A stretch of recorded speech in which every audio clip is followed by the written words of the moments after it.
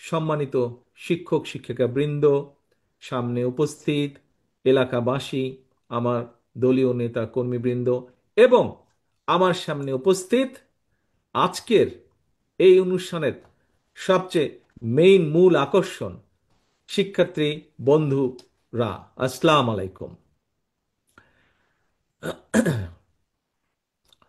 অসংখ্য মেধাবী মুখের মিলনের আজকের এই মিলন মেলা, নিঃসন্দেহে এটা একটা ব্যতিক্রম ধর্মী অনুষ্ঠান।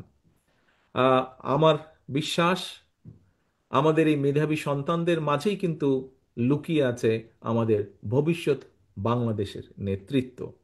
যেই প্রশ্নগুলো এতক্ষণ ওরা আমাকে করেছে, এই প্রশ্নগুলো থেকে দেখলেই বোঝা যায় যে এরাই একদিন এদের মতনই সারা বাংলাদেশে ছড়িয়ে ছিটিয়ে থাকা লক্ষ লক্ষ ফারজানা, ইফরাজ, সাথী, সাবিনা, সবাই এরা ইনশাল্লাহ একদিন বাংলাদেশকে নেতৃত্ব দিবে। কাজেই প্রিয় বন্ধুরা, প্রিয় ছোট বন্ধুরা, তোমাদেরকে প্রাণ ঢালা অভিনন্দন, অসংখ্য শুভেচ্ছা। তোমরাই হচ্ছ আগামীর বাংলাদেশ, ভবিষ্যতের বাংলাদেশ। স্কুল মাদ্রাসার আমার প্রিয় কিশোর তরুণ বন্ধুরা, তোমাদের মতন কিশোর তরুণ কিংবা আমরা যারা জীবনের একটা পর্যায়ে এসে পৌঁছেছি, আমাদের সবার জন্য কিন্তু একটা চরম সত্য হচ্ছে যে জীবনের যেই প্রশ্নটা আমাকে সাকিব মনে হয় করেছিল, জীবনের সফলতার জন্য কিন্তু কোনো সরি, সাকিব না, খুব সময় সাথী করেছিল, ও বোধহয় ডাক্তার হতে চায়, যে অঙ্ক ভালো লাগে না ওর। আহ, তার উত্তরে যদি আবারও বলতে হয় যে জীবনের সফলতার জন্য কিন্তু কোনো শর্টকাট, কোনো পন্থা নেই। কাজেই এখন তোমাদের হাতের কাছে হয়তো নানা রকম ইলেকট্রনিক্স গ্যাজেট থাকে, বিভিন্ন জনের হাতে স্মার্টফোন, ল্যাপটপ, ট্যাবলেট, ফলে প্রয়োজনীয় বা অপ্রয়োজনীয় নানা কিছু অনেক সময় দেখতে দেখতে সময় অপচয় হয়ে যায়। এবং এসব কারণে কিন্তু খেয়াল করেছি আমরা অনেকেই যে অনেকের পড়াশোনার মনোযোগও নষ্ট হয়ে যায়। এবং এই অবস্থায় কিন্তু সোশ্যাল মিডিয়ার নানা রকম প্রলোভন উপেক্ষা করে বিভিন্ন পর্যায়ে এই মেধা প্রতিযোগিতায় যারা অংশ নিয়েছে, আমি বিশ্বাস করি, আমি দৃঢ়ভাবে বিশ্বাস করি তোমরা সবাই মেধাবী যারা যারা অংশগ্রহণ করেছিলেন।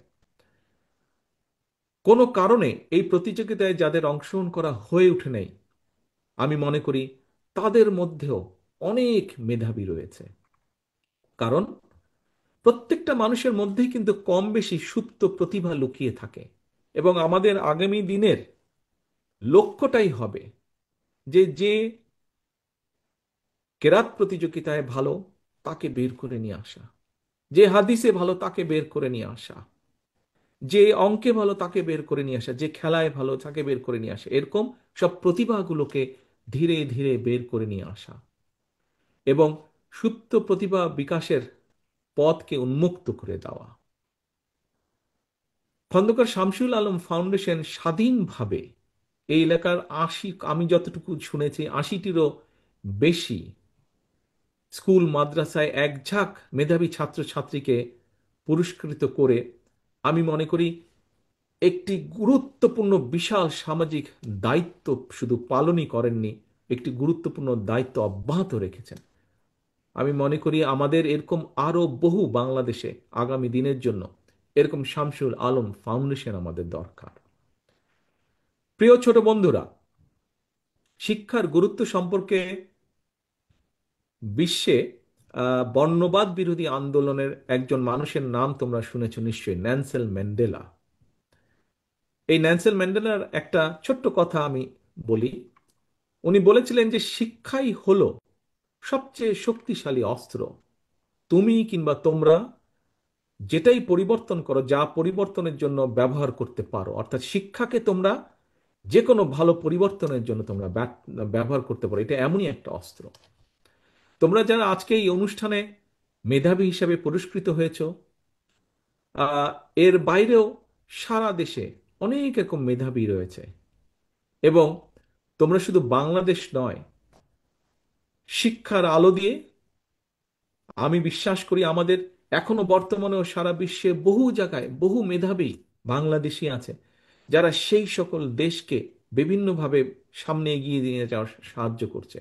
আমি বিশ্বাস করি তোমাদের মধ্যেও একদিন এরকম শিক্ষার আলো দিয়ে শুধু দেশ নয়, দেশের সাথে বিশ্বেও স্বাক্ষর রাখতে সক্ষম হবে একদিন।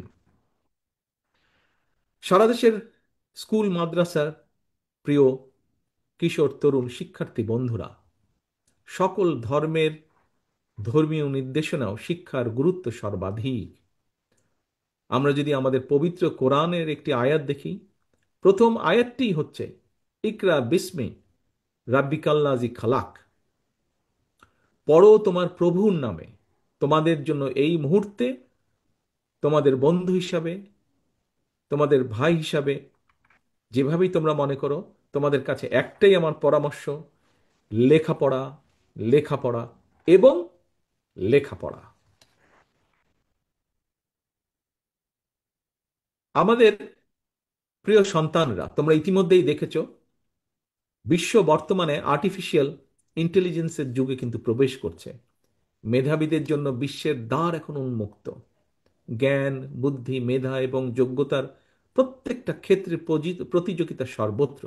সুতরাং মাদ্রাসা কিংবা স্কুল, যেখানে তোমরা যাই পড়াশোনা করো না কেন, মনে রাখতে হবে প্রতিযোগিতামূলক এই বিশ্বে সম্মানের সঙ্গে যদি তোমাদেরকে টিকে থাকতে হয়, তোমাদেরকে যথা উপযুক্ত শিক্ষায় কিন্তু শিক্ষিত হতে হবে, জ্ঞানে বিজ্ঞানে পারদর্শী হতে হবে, ব্যবহারিক এবং কারিগরি শিক্ষায় দক্ষ হতে হবে। এবং নিশ্চয়ই আমার এই যে প্রশ্ন উত্তর, এখানে নিশ্চয়ই তোমরা বুঝতে পেরেছো যে আমরা সেভাবেই চেষ্টা করছি আমাদের দলের পক্ষ থেকে আগামী দিনের পুরো শিক্ষা ব্যবস্থাটাকে সেভাবে গড়ে তুলতে, সাজিয়ে তুলতে। আধুনিক জ্ঞান বিজ্ঞান আর উদ্ভাবনী প্রযুক্তির এই সময়ে নিজেকে অন্যের চেয়ে দক্ষ করে তোলার যে একগ্রতা, একনিষ্ঠতা, এর কোনো কিন্তু বিকল্প নেই। সেজন্যই মনে রাখতে হবে মেধা সহজতে হলেও কিন্তু মেধার বিকাশের জন্য প্রয়োজন সঠিক পরিচর্যা এবং প্রচণ্ড পরিশ্রম আর ইচ্ছা শক্তি। প্রিয় ছোট বন্ধুরা, একটি রাষ্ট্রের উন্নয়ন, সুরক্ষা এবং নিরাপত্তার জন্য প্রয়োজন উপযুক্ত শিক্ষা, শিক্ষা ব্যবস্থা। সেই লক্ষ্যকে সামনে রেখে তোমাদের জন্য একটা নিরাপদ রাষ্ট্র, নিরাপদ ক্যাম্পাস গড়তেই কিন্তু বাংলাদেশ জাতীয়তাবাদী দল বিএনপি ইতিমধ্যেই কিন্তু আমরা জনগণের সামনে 31 দফা ঘোষণা করেছি। এর অংশ হিসাবেই কিন্তু দেশের প্রচলিত শিক্ষা কারিকুলামকে সময়ের সাথে তাল মিলিয়ে শিক্ষাবিদদের সমন্বয় একটা বিশেষজ্ঞ টিম আমরা তৈরি করেছি, যারা ইতিমধ্যে অনেক কাজ এগিয়ে নিয়ে গেছেন। আমি তো প্রশ্ন উত্তর মধ্যে এই কথাটা তুলে ধরেছি।